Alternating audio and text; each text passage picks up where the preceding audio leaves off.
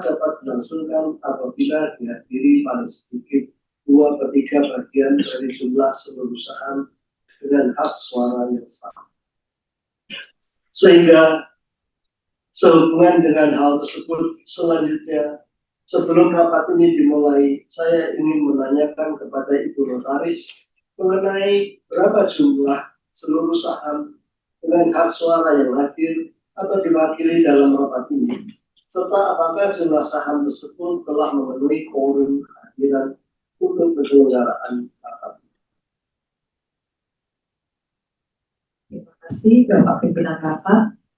Sesuai dengan daftar hadir yang saya terima dari Biro Administrasi PT Ekonomi Interchange Indonesia, jumlah seluruh saham dengan hak suara yang hadir atau diwakili dalam rapat ini adalah sejumlah 3.791.041.817 saham, atau merupakan 92,46%, yang merupakan lebih dari 2/3 dari jumlah saham dengan hak suara yang telah dikeluarkan perseroan yang berjumlah 4.317.438 saham. Demikian Bapak Pimpinan Rapat. Terima kasih. Terima kasih Ibu Notaris. Bapak dan Ibu pemegang saham atau kuasanya yang kami hormati. Sesuai dengan keterangan Notaris, maka quorum rapat telah terpenuhi dan rapat dapat diselenggarakan serta mengambil keputusan-keputusan yang sah dan bukan. Saya secara resmi membuka rapat pada pukul 10:32 waktu Indonesia Barat.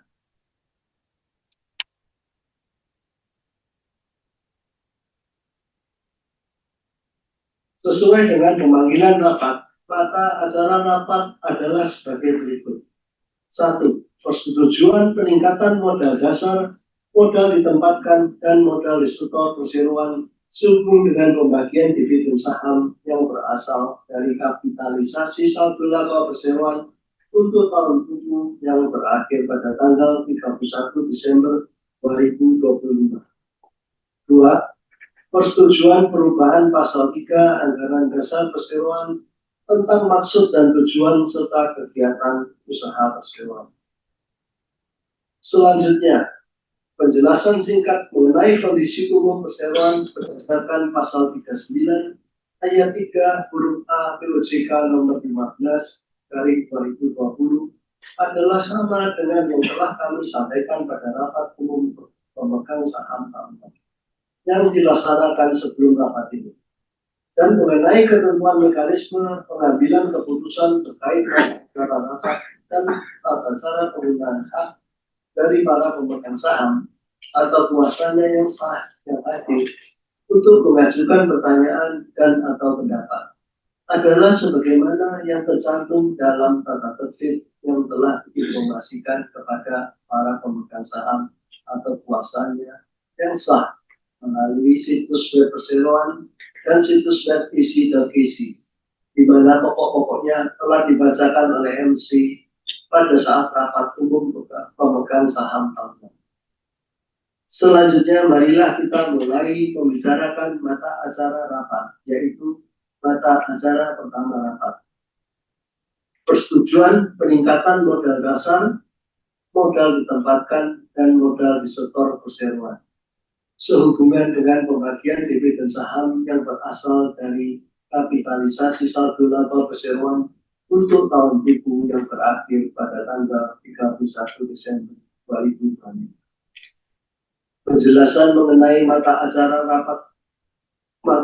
pertama rapat ini akan disampaikan oleh Bapak Indro Luhur selaku Direktur Independen Perseroan. Kepada Bapak Indro Luhur, saya persilakan. Terima kasih Bapak Pimpinan Rapat, pemegang saham dan kuasa pemegang saham perseroan yang kami hormati. Perkenankanlah saya menyampaikan penjelasan untuk mata acara pertama rapat ini sebagai berikut. Sesuai dengan laporan keuangan perseroan per 31 Desember 2025 yang telah diaudit oleh akuntan publik Hadori Sugianto, Adi, dan rekan pada tahun 2024, maksudnya pada tahun 2025, Perseroan memiliki saldo laba yang belum dicadangkan sebesar 735.241.783 rupiah. Direksi mengusulkan pembagian dividen saham kepada para pemegang saham dari kapitalisasi saldo laba perseroan tahun 2025 sebagai berikut. A. Tujuan pembagian dividen saham.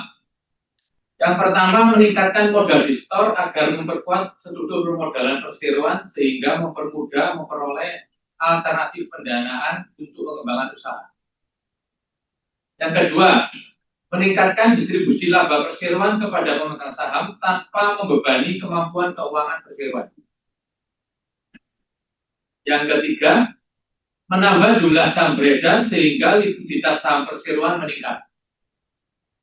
Yang keempat, peningkatan jumlah saham beredar secara teoritis akan menurunkan harga saham, sehingga membuka peluang bagi investor dengan modal terbatas untuk ikut terlibat dalam transaksi saham perseroan. B. Berdasarkan tentuan pasal 8 dari Peraturan Otoritas Jasa Keuangan nomor 27/POJK.04/2020 tentang saham bonus, jumlah dividen saham yang akan dibagikan ditentukan berdasarkan harga pasar saham pada penutupan perdagangan 1 hari sebelum RUPSLB, yaitu kemarin ya. Dalam hal harga pasar saham pada penutupan perdagangan 1 hari sebelum RUPS di bawah nilai nominal saham, jumlah saham yang dibagikan ditentukan berdasarkan harga saham paling rendah pada nilai nominal saham, di mana harga pasar saham perseroan pada penutupan perdagangan tanggal 29 Juni 2026 kemarin adalah sebesar Rp202. Harga penutupan tersebut di bawah nilai nominal saham perseroan yang sebesar Rp400. Oleh karena itu, perseroan mengusulkan untuk membagikan dividen saham dengan rasio setiap pemegang 100 saham lama memperoleh 30 saham baru. Sebanyak-banyaknya 1.230.095.230 lembar saham atau sejumlah sebanyak-banyaknya 492.038.092.000 rupiah yang berasal dari kapitalisasi saldo laba yang belum dicadangkan. Dari dividen saham sebanyak-banyaknya sebesar 492.038.092.000 rupiah tersebut akan langsung dibukukan sebagai modal ditempatkan dan store penuh dengan nilai nominal Rp400 per lembar saham. D. Setelah pembagian dividen saham ini, maka proforma susunan permodalan perseroan berdasarkan laporan keuangan auditan per 31 Desember 2025 adalah sebagai berikut, terutama yang di ekuitas ya. Modal ditempatkan dan di store penuh menjadi Rp2.135.165.067.200. Agio saham tetap Rp4.319.905.150. Saldo laba dicadangkan tetap Rp112 miliar. Saldo laba belum dicadangkan berkurang karena dipindahkan ke modal ditempatkan di store tadi menjadi Rp241.849.149.783 Jadi masih tersisa saldo laba yang belum dicadangkan, masih tersisa 241 miliar sekian.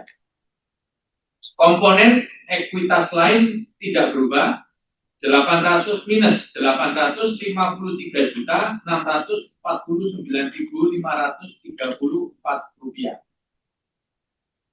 Jumlah ekuitas proformanya tidak mengalami perubahan karena hanya perpindahan dari saldo laba yang belum dicadangkan ke modal ditempatkan ke sektor penuh. Jadi jumlah ekuitasnya tidak mengalami perubahan sebesar 2.488.472.599 rupiah.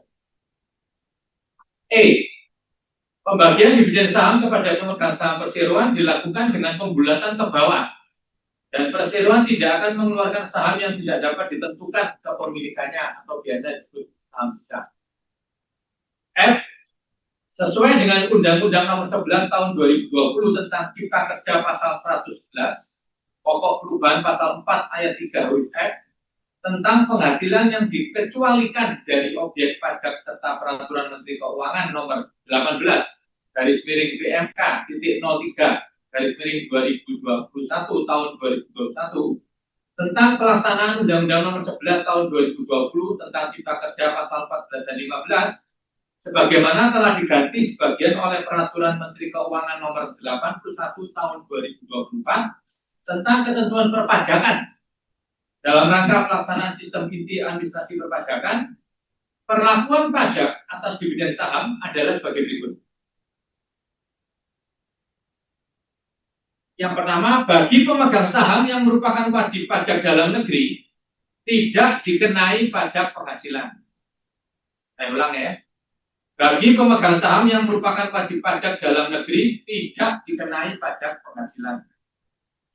Bagi pemegang saham yang merupakan wajib pajak luar negeri akan dikenakan pajak sesuai dengan peraturan perundang-undangan perpajakan yang berlaku. G. Pengaruh pembagian dividen saham terhadap harga saham perseroan.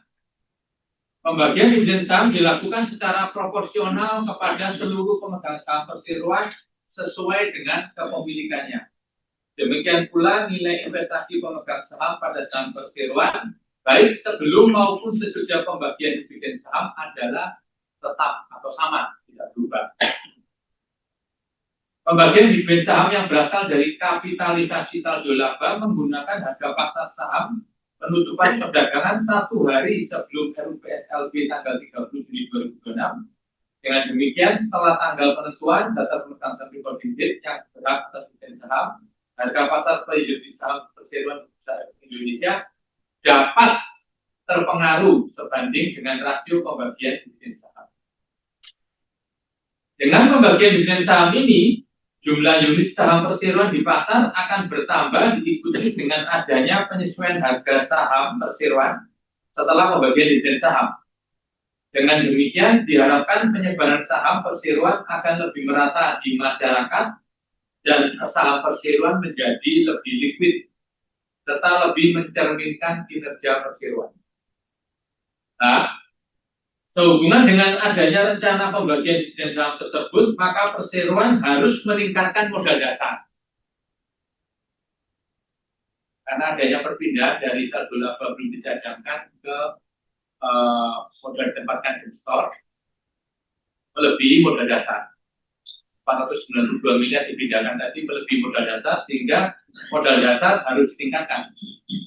Oleh karena itu, direksi semula mengusulkan peningkatan modal dasar perseroan semula sebesar 2 triliun yang terdiri dari 5 miliar saham menjadi 3 triliun 200 miliar rupiah yang terdiri dari 8 miliar lembar saham. Sehubungan dengan adanya rencana pembagian dividen saham tersebut, maka modal ditempatkan dan modal store perseroan akan bertambah sebanyak-banyaknya menjadi 2 triliun 132 miliar 165 juta 67.200 rupiah yang terdiri dari 5 miliar 330 juta 412.668 lembar saham. Oleh sebab itu, diusulkan agar rapat menyetujui perubahan pasal 4 ayat 1 dari anggaran dasar perseroan tentang besarnya modal dasar perseroan dan pasal 4 ayat 2 dari Anggaran Dasar Perseroan tentang besarnya modal ditempatkan dan modal di store perseroan sehubungan dengan adanya pembagian dividen saham. Demikian penjelasan untuk mata acara pertama. Selanjutnya acara saya kembalikan kepada Bapak Pimpinan Rapat. Terima kasih. Terima kasih Bapak Indro Luhur atas penyampaian penjelasan rencana pembagian dividen saham dari kapitalisasi saldo laba perseroan untuk tahun buku yang berakhir pada tanggal 31 Desember 2020. Selanjutnya kami memberikan kesempatan kepada para pemegang saham atau kuasanya yang hadir secara fisik untuk mengajukan pertanyaan dan atau pendapat dengan cara mengangkat tangan. Sedangkan para pemegang saham atau kuasanya yang hadir secara elektronik dapat menggunakan fitur chat yang tersedia dalam layar e-meeting hall di aplikasi isi.ksi. Mohon Ibu Sekretaris Perusahaan untuk menginformasikan.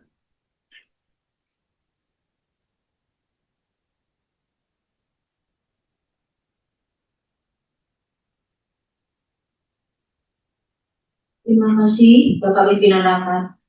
Mengacu pada para pemegang saham atau kuasanya yang hadir secara fisik dan secara elektronik pada e-meeting hall, tidak terdapat pertanyaan dari pemegang saham atau kuasanya yang hadir secara fisik maupun secara elektronik dalam isi.ksi. Jika tidak ada pertanyaan, kami mengusulkan kepada rapat agar dapat mengambil keputusan untuk mata acara pertama rapat sebagai berikut. 1. Keputusan rapat mengenai pembagian dividen saham. A.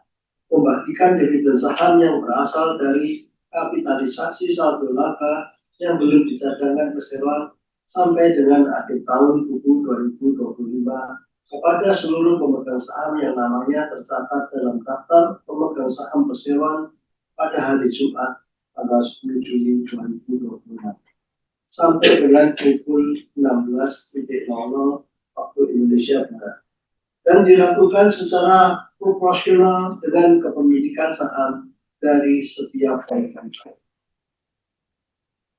B. Rasio pembagian dividen saham adalah 100/30, yaitu setiap 100 saham lama dengan nilai nominal Rp400 per lembar saham akan memperoleh 30 saham baru dengan nilai nominal Rp400 dengan pembulatan ke bawah.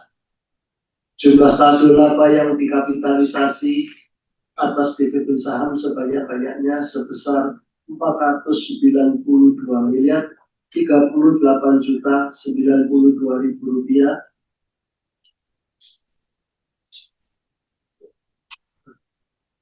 yang terbagi atas sebanyak-banyaknya 1.230.095.230 saham akan langsung dibukukan sebagai modal ditempatkan dan disetor penuh. Jumlah kapitalisasi saldo laba di atas ditentukan berdasarkan harga nominal saham perseroan, yaitu sebesar Rp400, sesuai dengan ketentuan pasal 8 dari Peraturan Otoritas Jasa Keuangan Nomor 27/POJK.04/2020 tentang saham bonus. Jumlah dividen saham yang akan dibagikan ditentukan berdasarkan harga pasar saham pada penutupan perdagangan 1 hari sebelum RU Rapat Umum Pemegang Saham Luar Biasa. Dalam hal harga pasar saham pada penutupan perdagangan 1 hari sebelum RUP SLB adalah Rp202, yang mana di bawah nilai nominal saham. Maka jumlah saham yang dibagikan ditentukan berdasarkan harga saham paling rendah pada nilai nominal saham. D. Pembagian dividen saham akan dilaksanakan pada hari Kamis tanggal 30 Juli 2026 melalui KSII untuk saham-saham yang dicatat diadministrasikan di KSII dan melalui PT EDI Indonesia untuk saham-saham yang tidak tercatat di KSI. 2. Menyetujui usulan peningkatan modal dasar persewaan dari semula 2 triliun rupiah yang terdiri dari 5 miliar saham menjadi 3 triliun 200 miliar rupiah yang terdiri dari 8 miliar saham. Sehubung dengan pembagian dividen saham yang berasal dari kapitalisasi saldo laba perseroan. Menyetujui usulan peningkatan modal ditempatkan dan disetor penuh dari semula 1 triliun 640 miliar 126 juta 975.200 rupiah yang terdiri dari 4 miliar 100 juta 317.438 saham. Menjadi sebanyak-banyaknya 2 triliun 132 miliar 165 juta 67.200 rupiah yang terdiri dari sebanyak-banyaknya 5 miliar 330 juta 412.668 saham. Sehubung dengan dividen saham yang berasal dari kapitalisasi saldo laba perseroan. 3. Menyetujui untuk mengubah ketentuan pasal 4 ayat 1 dan 2 anggaran dasar perseroan. 4.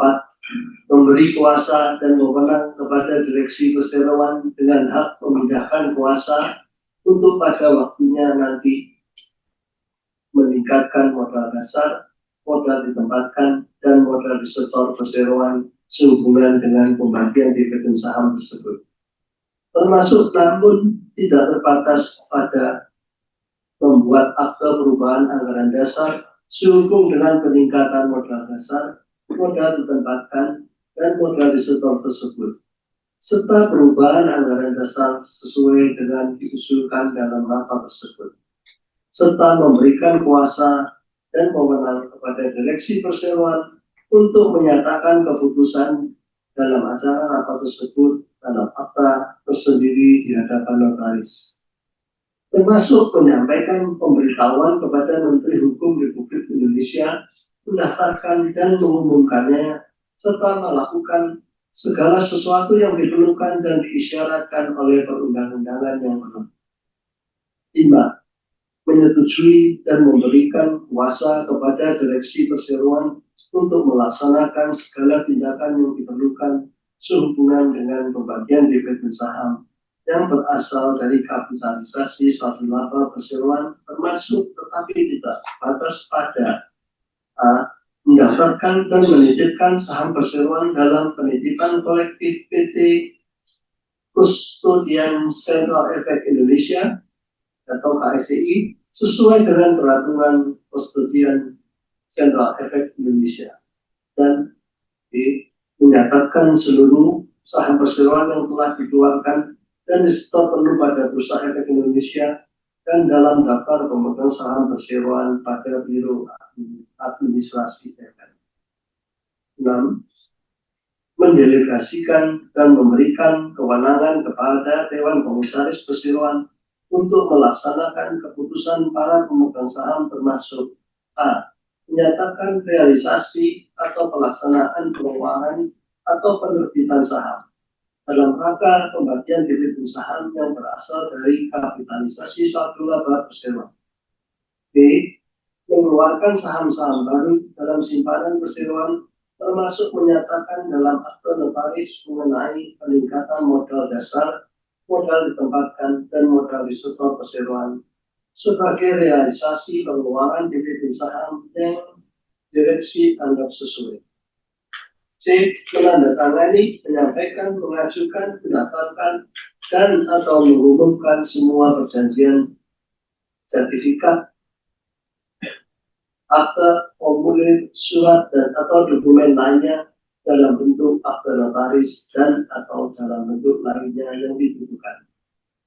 D. Memperoleh semua persetujuan yang dibutuhkan serta menghadap di hadapan atau membuat dan menyerahkan semua permohonan pendaftaran, laporan dan pengumuman yang dibutuhkan atau diisyaratkan kepada pejabat pemerintahan, badan-badan pemerintahan, surat kabar, dan atau pihak ketiga manapun, dan atau hal-hal lain yang berkaitan dengan pembagian dividen saham yang berasal dari kapitalisasi satu laba perseroan. Apakah usulan mata acara pertama rapat tersebut dapat diterima dan disetujui secara musyawarah mufakat? Bagi pemegang saham atau kuasanya yang hadir secara fisik yang memberikan suara abstain atau tidak setuju dapat mengangkat tangan dan menyerahkan kartu suaranya kepada. Sedangkan bagi pemegang saham atau kuasanya yang hadir secara elektronik dapat menyampaikan pilihan suaranya melalui menu e-meeting hall pada aplikasi isi.ksi.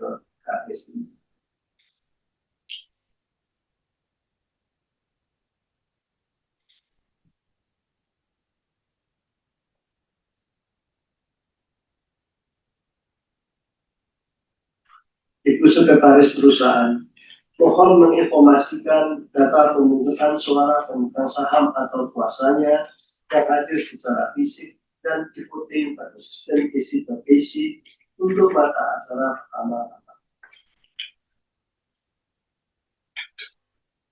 Terima kasih pimpinan rapat.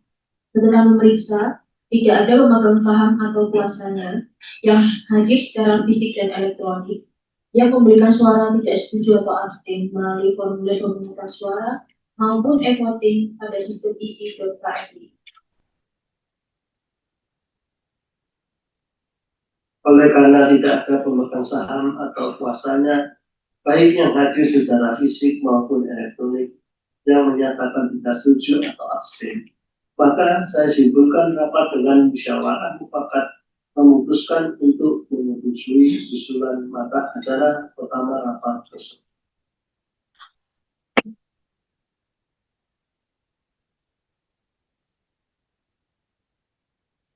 Mata acara kedua rapat, yaitu persetujuan perubahan pasal 3 Anggaran Dasar Perseroan tentang maksud dan tujuan serta kegiatan perseroan.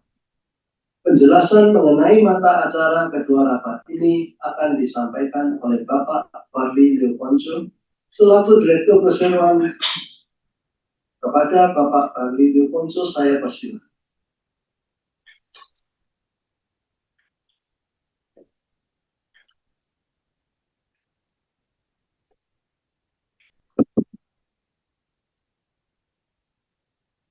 Terima kasih Bapak Pimpinan Rapat, pemegang saham dan kuasa dan pemegang saham perseroan yang kami hormati. Perkenankanlah saya menyampaikan penjelasan untuk mata acara kedua rapat. Perubahan ini dilakukan dalam rangka berlakunya Peraturan Badan Pusat Statistik Nomor 7 Tahun 2025 tentang klasifikasi bahan baku lapangan usaha Indonesia 2025, di mana penyesuaian KBLI 2020 menjadi KBLI 2025, bagaimana berdasarkan tabel nominasi klasifikasi baku lapangan usaha Indonesia 2020 sampai 2025, volume 2 2026, katalog 1302033, nomor publikasi 03100.26007. Penyesuaian ini diperlukan agar kegiatan usaha yang tercantum dalam anggaran dasar perseroan tetap selaras dengan ketentuan yang berlaku tanpa mengubah secara substansial kegiatan usaha utama yang selama ini dijalankan oleh persero. Sehubungan dengan hal tersebut, perseroan melakukan penyesuaian antara lain sebagai berikut. Penjelasan atau uraian KBLI 2020 atas bukti 17021, 17091, 20111, 23952, dan 46499 akan disesuaikan dengan penjelasan atau uraian atas bukti yang sama dalam KBLI 2020. KBLI 2020 atas kode 23953 mengenai industri barang dari semen dan kapur untuk konstruksi dalam KBLI 2025 disesuaikan dan dipisahkan menjadi kode 23951 mengenai industri barang dari semen. KBLI 2020 atas kode 38211 mengenai treatment dan pembuangan limbah dan sampah tidak berbahaya dalam KBRI 2025 disesuaikan dan dipisahkan menjadi kode 38211 mengenai pengelolaan sampah tidak berbahaya untuk menghasilkan energi dan kode 38219 mengenai pengolahan dan pembuangan limbah atau sampah tidak berbahaya lainnya. KBRI 2020 atas kode 38220 mengenai treatment dan pembuangan limbah berbahaya disesuaikan menjadi KBRI 2025 dengan kode 38221 mengenai pengolahan dan pembuangan limbah atau sampah berbahaya selain limbah radioaktif. KBRI 2020 atas kode 46694 mengenai perdagangan besar kertas dan karton disesuaikan menjadi KBRI 2025 dengan kode 46794 mengenai perdagangan besar kertas dan karton. KBRI 2020 atas kode 46695 mengenai perdagangan besar barang dari kertas dan karton disesuaikan menjadi KBRI 2025 dengan kode 46795 mengenai perdagangan besar barang dari kertas dan karton. KBRI 2020 atas kode 46699 mengenai perdagangan besar produk lainnya YTDL disesuaikan menjadi KBLI 2025 dengan kode 46799 mengenai perdagangan besar produk lainnya YTDL. Demikian penjelasan untuk mata acara kedua rapat. Selanjutnya acara saya kembalikan untuk Bapak Pimpinan Rapat. Terima kasih Bapak Pardi Leponso atas penyampaian penjelasan mata acara kedua rapat. Selanjutnya kami memberikan kesempatan kepada para pemegang saham atau kuasanya yang hadir secara fisik untuk mengajukan pertanyaan dan atau pendapat dengan cara mengangkat tangan. Sedangkan bagi para pemegang saham atau kuasanya yang hadir secara elektronik dapat menggunakan fitur chat yang tersedia dalam layar e-meeting hall di aplikasi isi.ksi. Mohon Ibu Sekretaris Perusahaan untuk menginformasikan.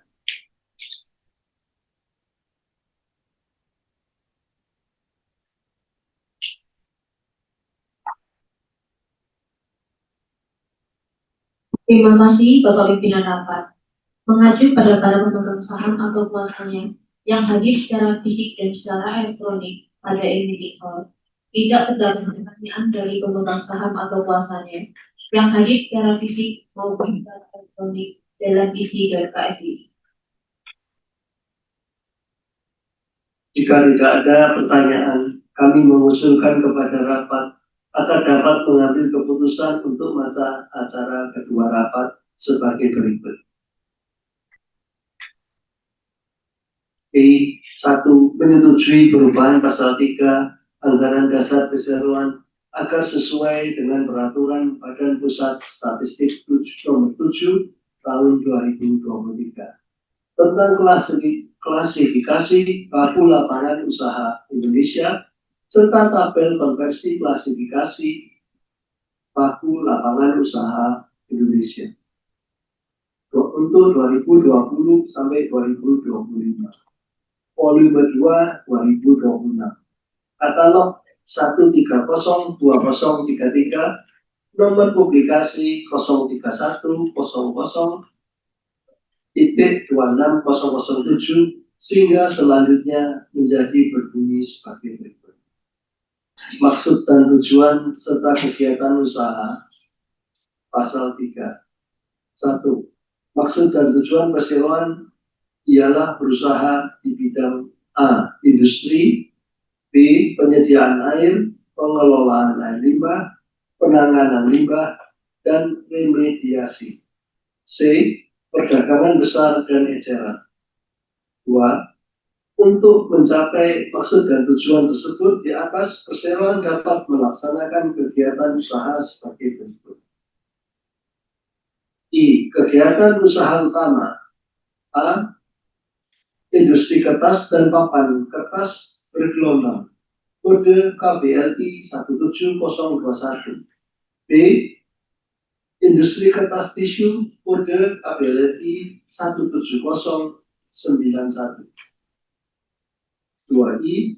Kegiatan usaha penunjang.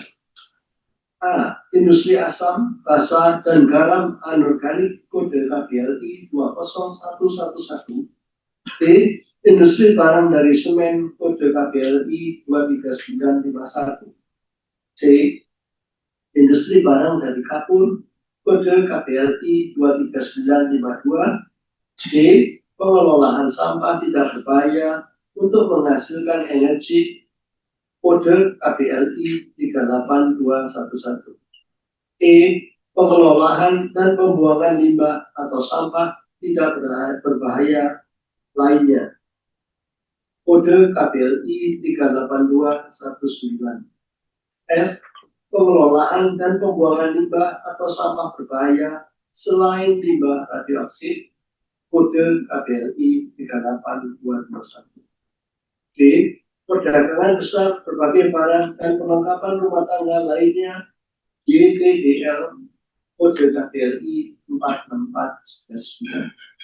Perdagangan besar kertas dan karton kode KBLI 46794. I. Perdagangan besar barang dari kertas dan karton kode KBLI 46795. C. Perdagangan besar produk lainnya YTDL kode KBLI 46799. 2. Menyetujui untuk memberikan wewenang dan kuasa kepada direksi perseroan dengan hak memindahkan kuasa untuk menyatakan perubahan tersebut ke dalam suatu akte tersendiri di hadapan notaris.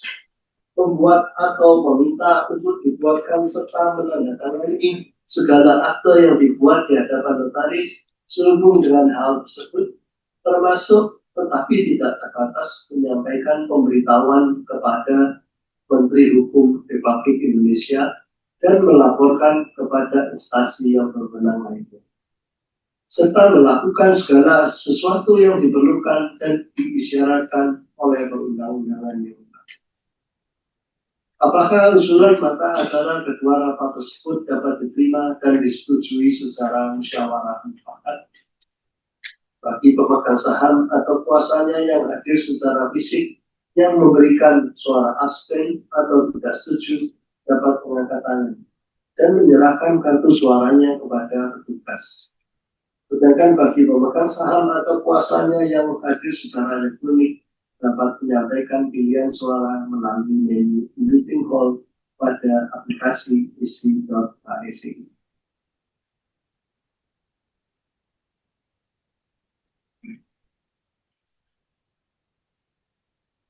Ibu Sekretaris Perusahaan, mohon menginformasikan data pemungutan suara pemegang saham atau kuasanya yang hadir secara fisik dan e-voting pada sistem AC dan PC untuk mata acara kedua rapat ini.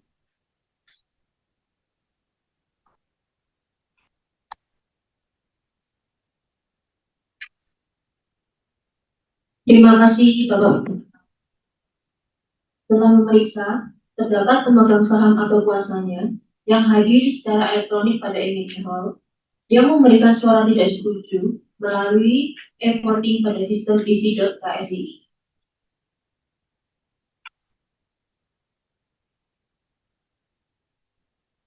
Oleh karena tidak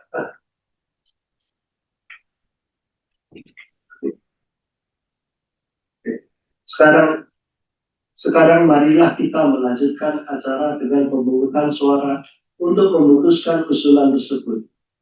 Ibu Notaris mohon dapat mengumumkan hasil pemungutan suara untuk mata acara rapat. Terima kasih Bapak Pimpinan Rapat. Sesuai dengan data pemungutan suara dan atau e-voting dalam isi.ksi, hasil pemungutan suara untuk mata acara kedua rapat ini adalah sebagai berikut. Terdapat suara tidak setuju sejumlah 2.719.221 saham. Tidak terdapat suara abstain. Oleh karena jumlah suara setuju adalah 3.788.221.000 322.596 saham atau lebih dari 2/3 dari seluruh saham dengan hak suara yang hadir dalam rapat, maka rapat dapat dilanjutkan dengan penetapan keputusan sesuai dengan agenda rapat ini. Demikian hasil pemungutan suara untuk mata acara kedua rapat ini. Terima kasih. Terima kasih, Bu Notaris. Dengan demikian dapat disimpulkan bahwa usulan mata acara kedua rapat telah disetujui oleh rapat.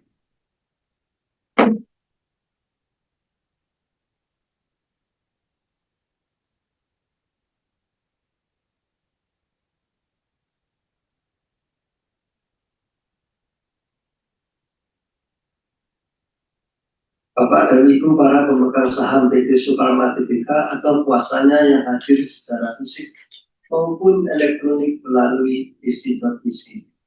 Oleh karena tidak ada lagi hal-hal yang perlu dibicarakan dan dengan selesainya pembahasan semua mata acara rapat, maka rapat umum pemegang saham luar biasa PT Sukarma Tbk kami tutup pada pukul 11:11 waktu Indonesia Barat dengan mengucapkan terima kasih.